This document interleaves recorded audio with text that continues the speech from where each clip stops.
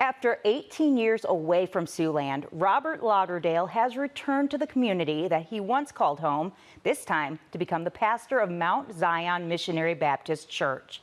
Reverend Robert N. Lauderdale officially became the 24th pastor of the Sioux City Church during an installation service that took place in the Sioux City Convention Center today. Surrounded by well-wishers and words of encouragement for both he and his wife, Lady Melinda Lauderdale. Having a lot of fun there. Pastor Lauderdale says he is committed to work in the community to help those who are in need.